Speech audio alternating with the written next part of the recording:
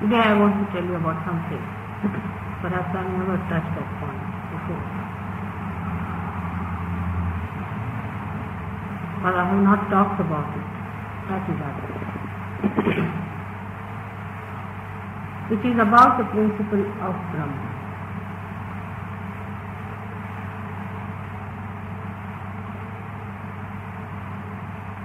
What is principle of Brahma?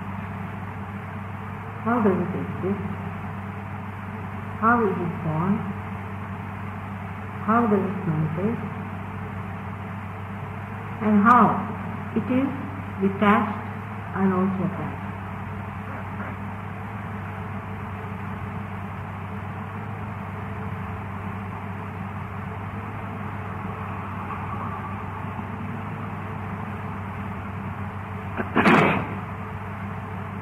The principle of Brahma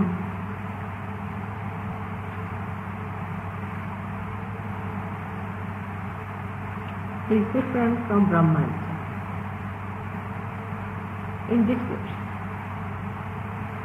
Like the principles that I follow is different from what I am.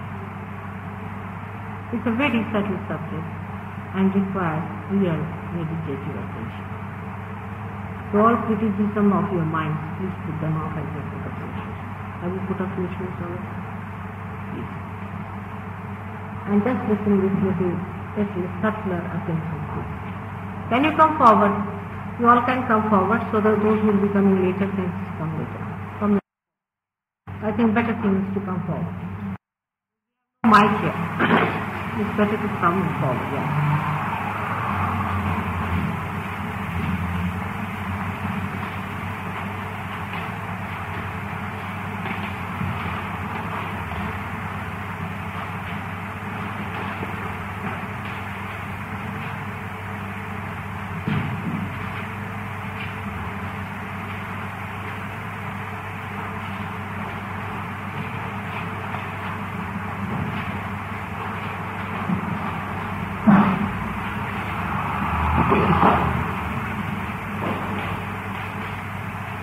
As the principles on which you are based are different from what you are,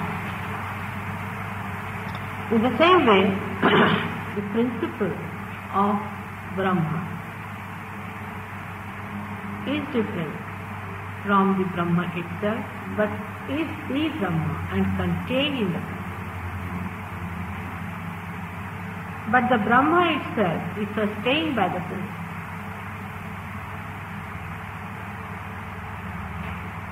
In dimension, we may say that Brahma is wider, larger, and you can call it even deeper. But the subtler is the principle.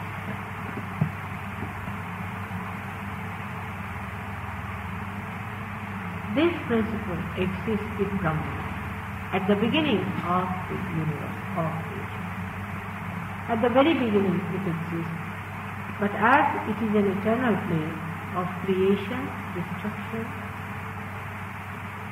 sustenance in between, as in Sanskrit they call it sthiti, state of performance you can call it. In all these three stages, Brahma principle changes according to the container that it has. Like here the light looks like, the shade looks like of the shape of the cloth that is covering. Looking like is the mind, is the illusion. Something that looks like something which it is not.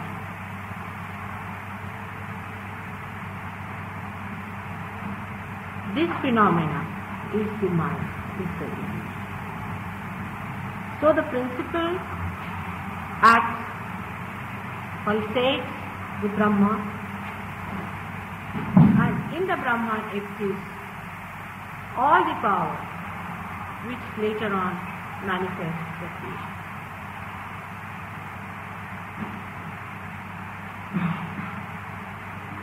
So the principle, which is the divine power,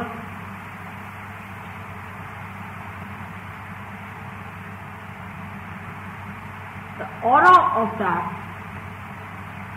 or the thing that it sustains, is the complete Brahma, and that Brahma has got 3 powers, namely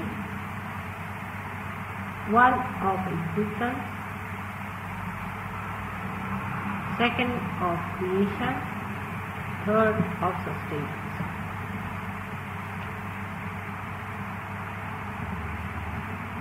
The principle is the pulsating power of the Brahma.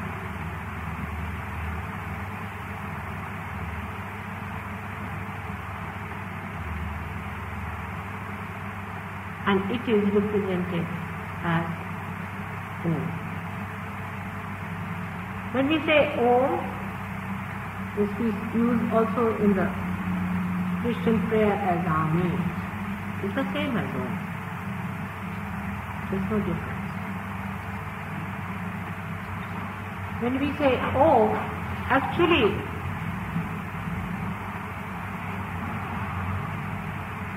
the action of this principle is in the form of Om, like this, which is written on your forehead, if you can see it inside, in that way here. This principle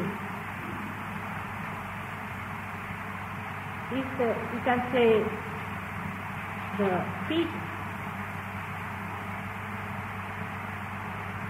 This principle is the fetus of the divine power. Then the same principle, or you can call the seed, then it divides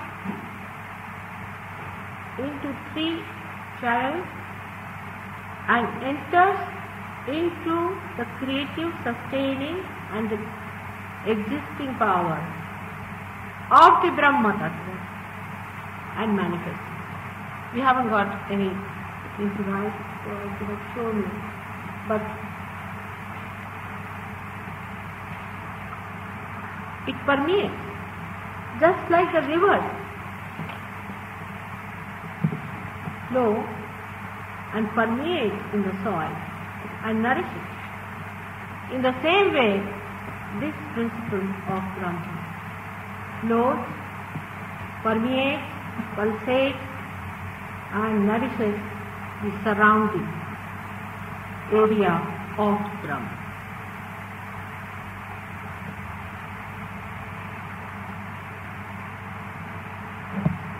So when the attention, which you call as Mahat Chitta, or the attention of God, you can call it,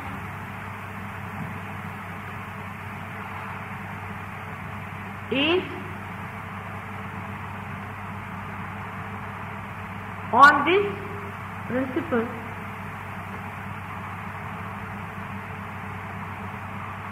then Brahma doesn't cease. Are you following me? When the attention moves from the principle, it doesn't leave. When the river flows, it doesn't leave its source. When it permeates into the Brahma, it starts creating.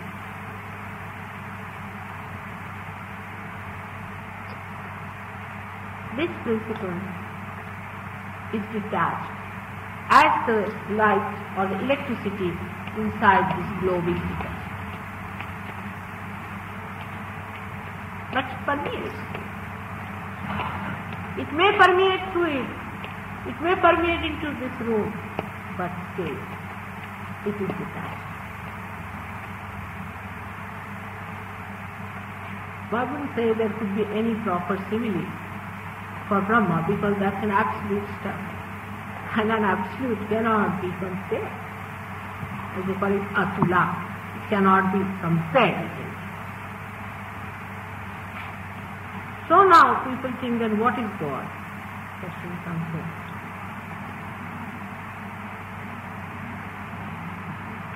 Where is God? What is He?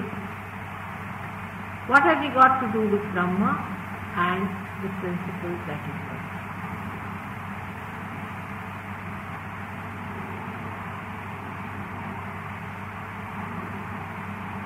God is the principle. He is the attention. He is the joy. And He is the truth. And the Brahma that surrounds it is His power permeated, enlightened by His. The same Brahma has got the capacity to get itself transformed into the creative, sustaining, and we call it existing or destructive powers. We can see a small little seed, how it manifests a tree. We never think, from where do the seeds come out? From where does the root come out? What creates the flowers? What gives it the fragrance? For the seeds do not travel it back. But there is definitely a mechanism which is very microscopic inside the seed, placed there. And seed is the form where there is no movement, no manifestation, no creation. In the same way, Brahma can be in seed form. So,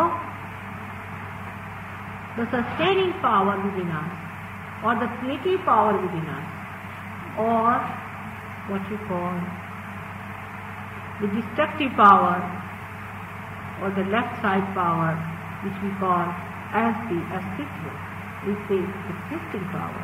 All these are manifested by principle of Brahma, but by themselves they are not.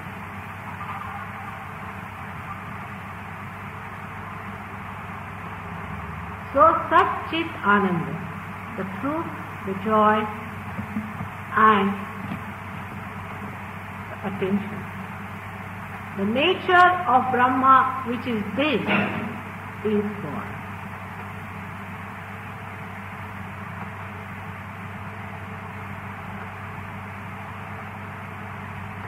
While what is Shakti then?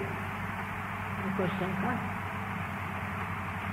The Shakti is the complete Brahma plus the power of God.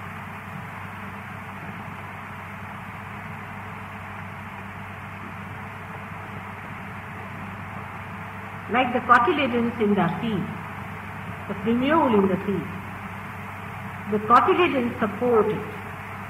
Through the cotyledons, the primule takes all the powers and creates beautiful flowers and all the beautiful fruits. The roots also are created. The food is given by cotyledons. It sustains. Out of this, the principle that there is the generating power, the germinating power that is in it,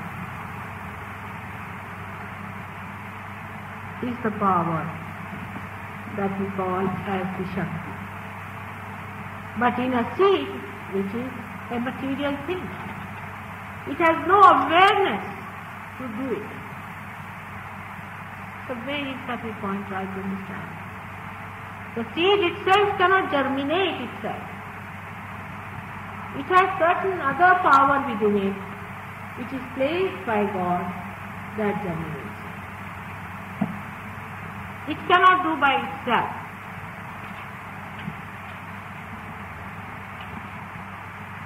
That power is the God in the seed and also in the ground. The germinating power is the Shakti. That power which makes it do it, but the seed is not aware of it. When you reach to the human stage, you have to know that power, and you have to be aware of that power, and that is self-realization. The power that has created you, the power that has given you all these three powers, Ida Nadi, Pingla Nadi, all Kundalini, everything. The one which is the desire of all that.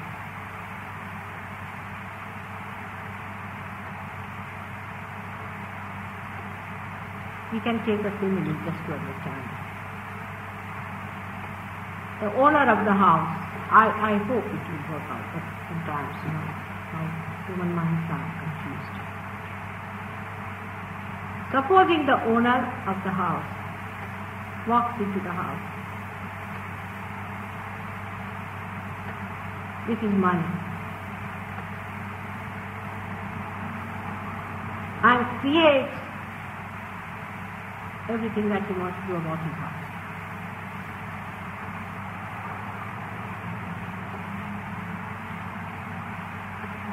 Now the master goes out, he is not there. When you see a house created, you see the power of all the workmen who have done the job, and somebody who has established everything. But you don't know whose desire it has been. In the same way, you have seen your body being created. You even see the mind that you have got. You can see your emotions that are there, of course. You can also see you are a human being. You can also see you are much far away from the animals. And if you have some wisdom, you understand also you are much wiser than anything that is created so far. And also if you have some foresight,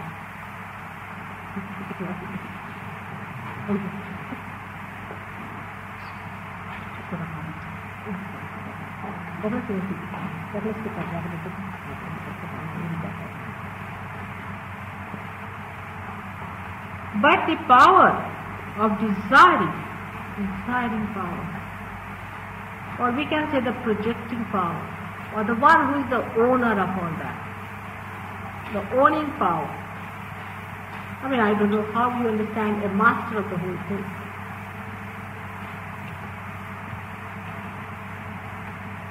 He is the Lord.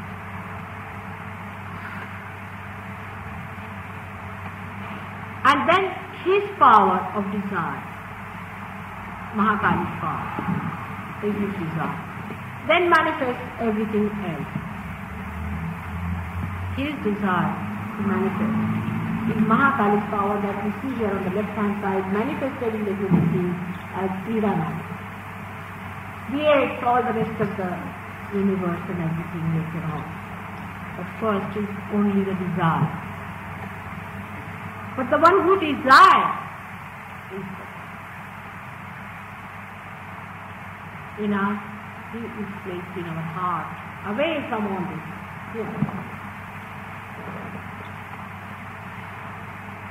And he just desires.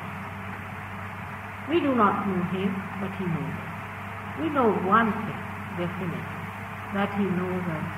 There is someone who is definitely watching us, as in the Gita Kshetra, the one who is the knower of the field. The knower of the field is there. Once you also become the knower of your field, you are self-realized. This is self-realization.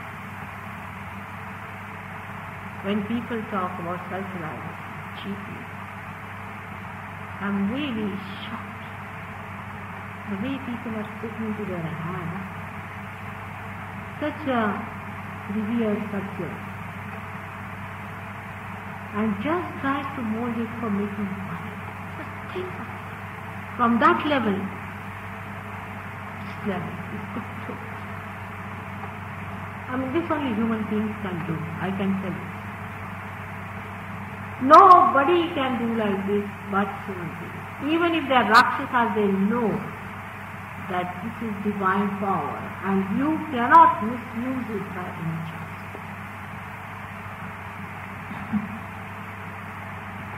So this principle works. Say in the matter it works as the electromagnetic force, you can say, but not as the electromagnetic force. It works which brings about the electromagnetic force inside that. Can you follow the point? You?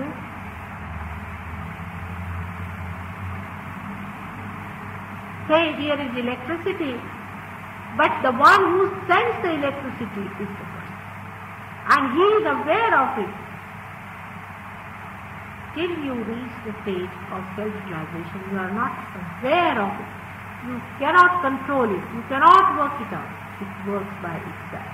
And that's why the doctors call it as autonomous nervous system and the psychology as unconscious.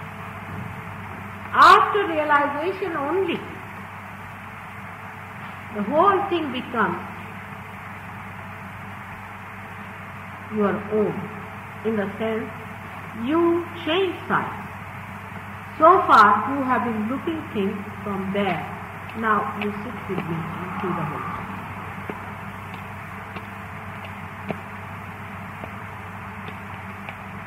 But this principle of Brahma lives in its mood. It can be in such a mood that it has no duty at all. It has no duty. It just exists. It has no duty. It is not the duty of an owner of a house to do something about it. It is his whim. If he wants to do, he'll do it. Otherwise, he'll live like a hermit. He has no duty. I hope you understand the meaning of the owner. Because if the human laws are funny, whatever you may be the owner, still you can't do many things. But if you can think of an absolute owner of a place, absolute owner, yes, very true, you're smiling, but in Oxfordshire they had a freehold house. We couldn't cut the tree, we couldn't plant the tree, we couldn't do this to the hedge, we couldn't do that. But he is an absolute owner, absolute owner. Understand the absolute word, where no law but his own laws work.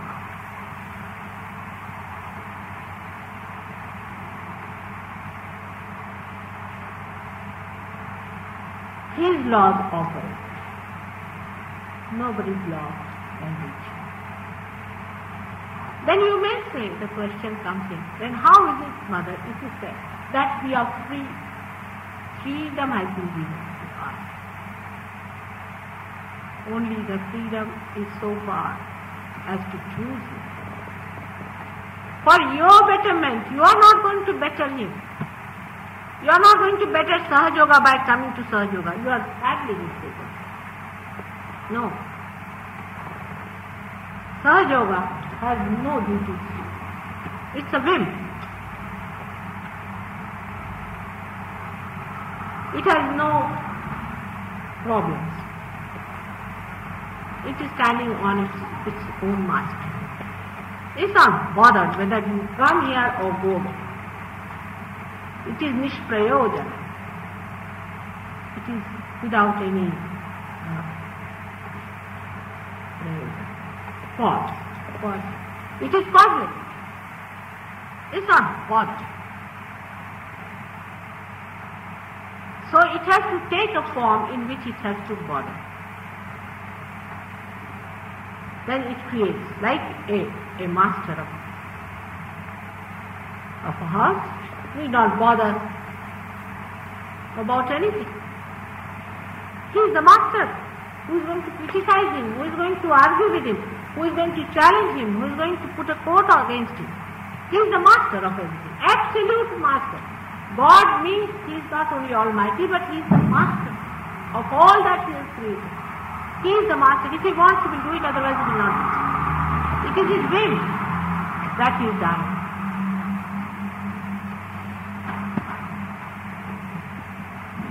So He is not bothered.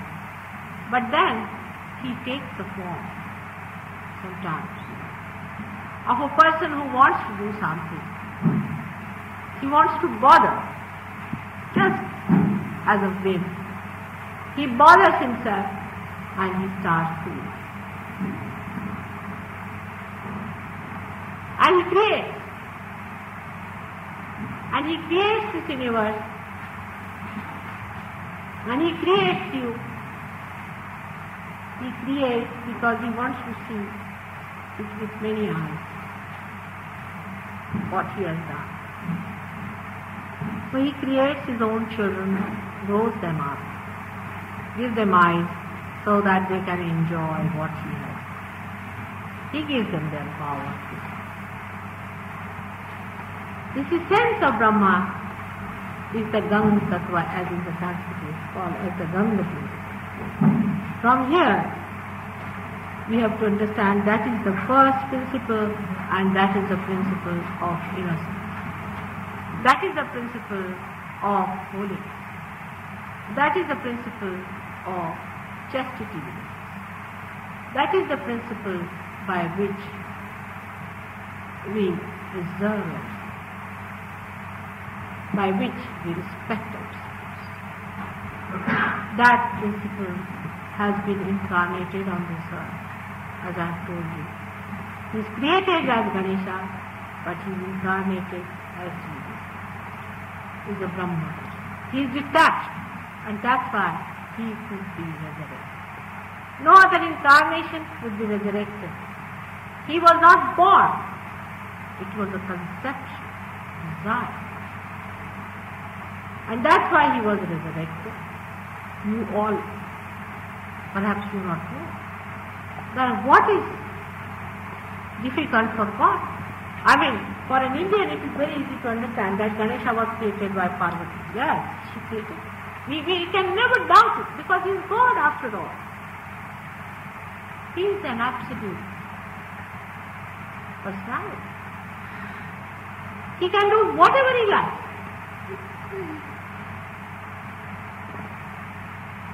Of course, he does something that is intelligible to your mind. Tries.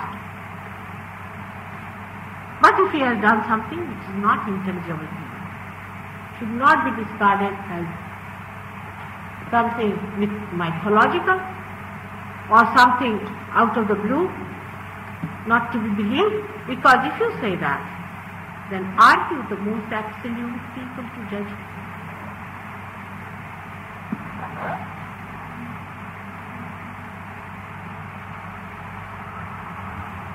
Let us know that we are not. We are not, but we have to. He wants you to be aware of it.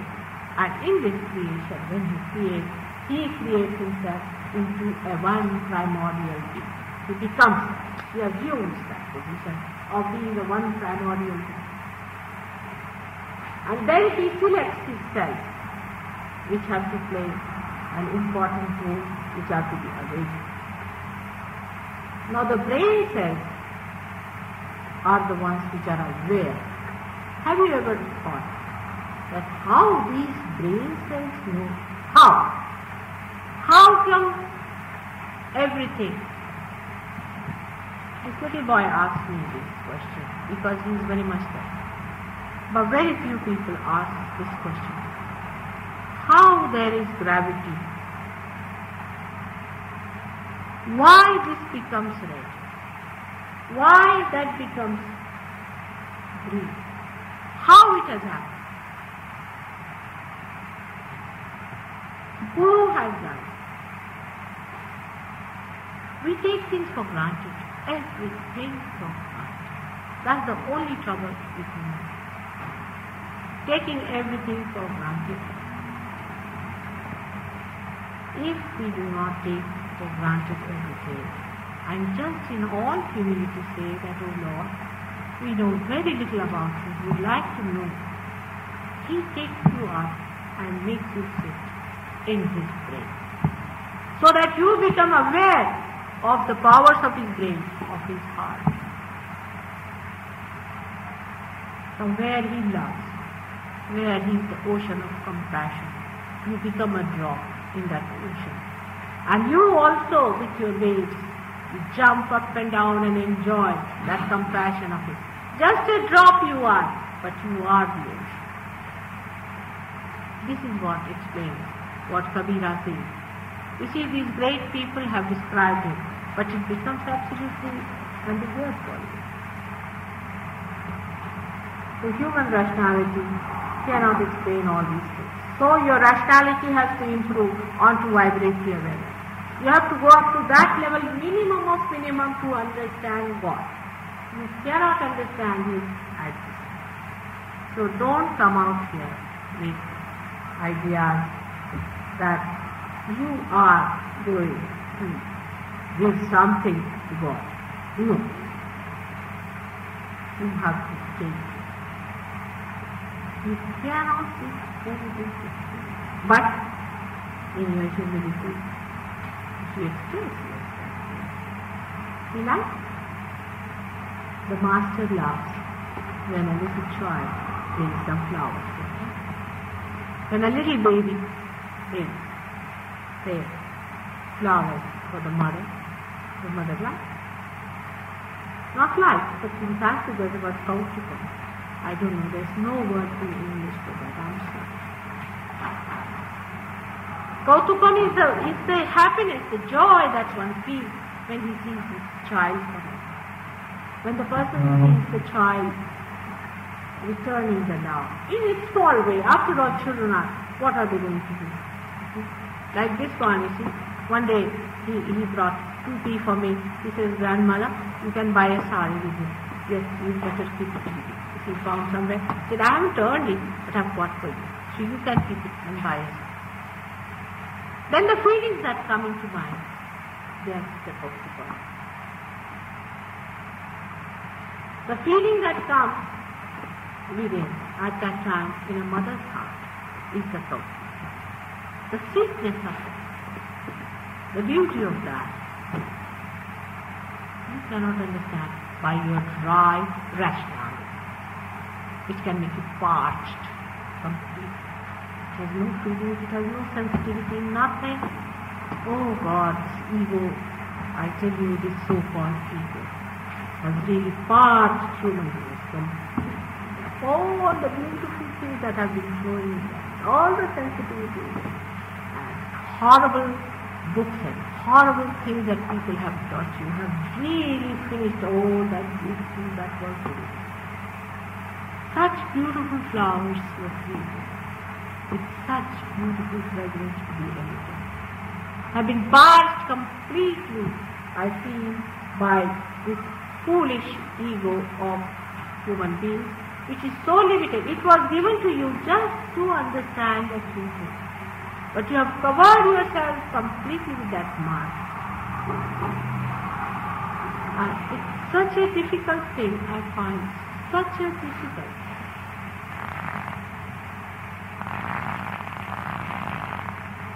Some examples can be given. A boy came to see me on the day. It's a friend who is a very great surgeon here, who is not here today. And he is, I would say, just to please the Sahayogi, I said, oh no, I can't take him out. We found the boy had a terrible guilt within him because he had done something horrible, absolutely horrible. But I told him that you have a guilt and it's forgiven, so give it up. Try it, try. But nothing works out with him. So egoistic, and such small thing he was. I mean, if he was anywhere near the truth, I would have understood also that he thinks that he should get it or do it or not. But nothing of the kind. He goes back and tells his Sahajogi, oh, I think she is just an ordinary housewife, that's all. We don't take her serious. Then Sahajogi said, oh, really? What of it? How many people have you cured?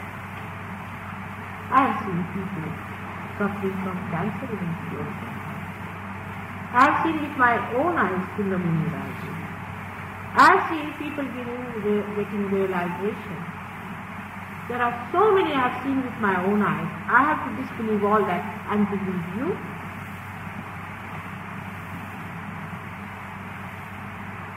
I never knew that you were that people.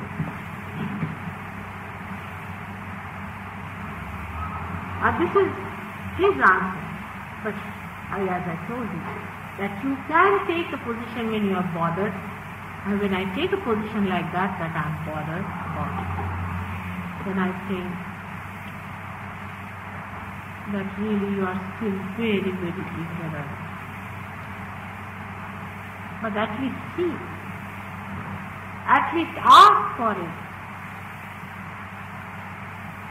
and it should be done, because the creation has to be completed, it has to be fulfilled, and you have to know the meaning of your being.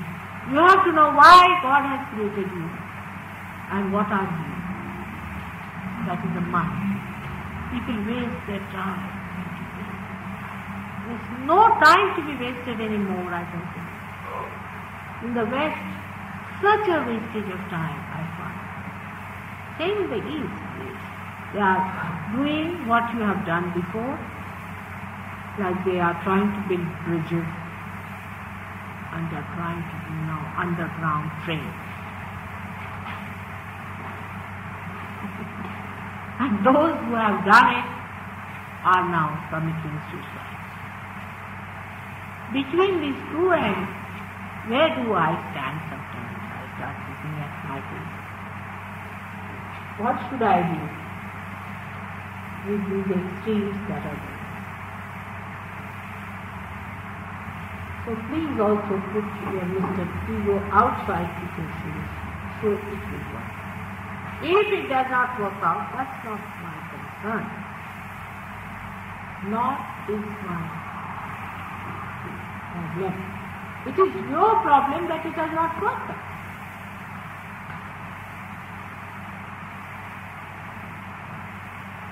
If an operation is not successful, then the doctor can be blamed because he takes money for it, but not mother.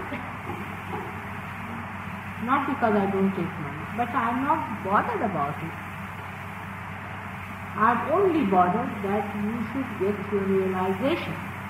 But I am not bothered if you have not got it. Can you understand that? I will work morning till evening, evening till morning to give you realization.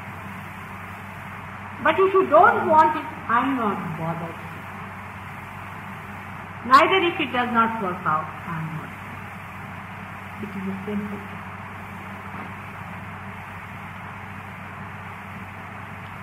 This is the only difference between a mother on this earth and I, the mother, who has to really give you the keys of your kingdom, the keys of your joy, the keys of your truth. I have to do that. And I don't give you by taking anything from you. This must be understood. Because egoistical people immediately are on the guard. What have you got to give me, sir? I do not take anything. I give you. Because I have got it with me. And you can have it. Because that's your right, so you better have it. But if you don't want to have it, I'm not going to force it. And then I take the steps, which I must take, because I'm not bothered. And with the tricks, people disappear, reappear, and disappear, So be careful on that. This is the principle of Brahma, which is detached. The principle of Brahma is detached, that acts and takes away the interest. The interest goes away, the attention goes away. You are not bothered about it. This principle cannot be overcome. It is the principle itself. It cannot compromise, that's the point, being absolute. Absolute things cannot compromise. For example, there are some people who may say, you see, there are some people who do say, Mataji says that you have to lead a dharmic life. So, really, you have to. I mean, I cannot give realization to Mr. Hitler if he comes to me. There is something which cannot be compromised. You have to do something. You have to be in a position to receive it. And even if you receive it without that position, it can be worked out.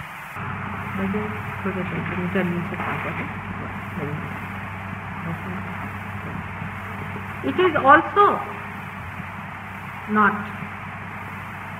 the principle that goes out of the way to demand something. No, it doesn't. To a point or not, but it won't. But it is such a living principle, the beauty of living principle, I would say, which perhaps you know it, but you do not know. When the principle is there, like say this house is built, it has got a foundation, then it is built up, then a house is brought in, and then everything is done. Then once done is done. If the foundation is weak, it is weak forever. You cannot improve. But the living principle is whatever may be your foundation, it will penetrate into your foundation, into your background, into everything, and can correct. You just ask for it. Whatever may be your conditioning and whatever may be your guilt, whatever may be your problems, whatever sins you might have committed, whatever wrong things you might have done, living principle can penetrate into it and can reform the whole thing and transform it. You have seen it in a tree, suppose the tree is taken to tree, the complete tree can manifest. But if you vibrate it, then you see the whole tree. Very. So this is the living principle, and that's why Christ has said it. I am the living.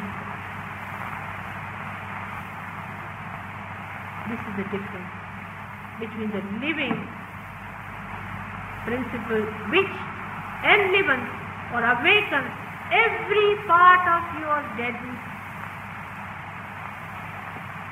chakras, every part of your deadened psyche is awakens, it cures it, it purifies it, it absolutely neutralizes all that is filth, dirt and ugliness, all that is called as sin. It doesn't stop, it works. But you have to just ask.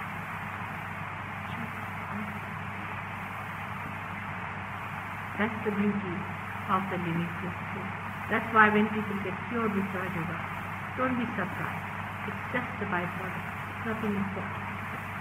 Even when the mad people become alright, nothing surprised. It's just a byproduct. Because it's a living principle which penetrates into it. It breaks every bit and bit of it, cures it. It's so much. It's beautiful. Takes it into a flower. And that is what is wrong. But then people come down for Sahaja Yoga. Mother, I have a problem. What's the problem? My friend has not written any letter to me. Will you help me? This is something I have to do now. It's all right. Even that can be solved. these problems. After all, a mother has to solve these difficult problems for her children. But ask for the highest. Tvamekam Sharanyam, Tvamekam Varenyam. There is nothing to be asked for but for God. Don't ask Him. The rest is all dust. Is all that will finish off. It's all Chalayaman. It's coming, going, finish. Ask for that eternal. Ask for that is stable. Ask for that is the highest and the purest. Don't make me come down. I play with you. When my child asks you something, I have to tell him, all right. But when you mature, you must ask for the highest. Do not ask for a job. I say, all right, if you have a problem, so you can understand now from where to where. But today it's all right because it's too much in a misguided condition. And I was telling just now to these people, I don't know what I'm going to talk, but I have talked something. And if you have any questions, please ask me. In the meanwhile, I would like some surgeons to see these people, and then we'll go in for next week. You have some water in there.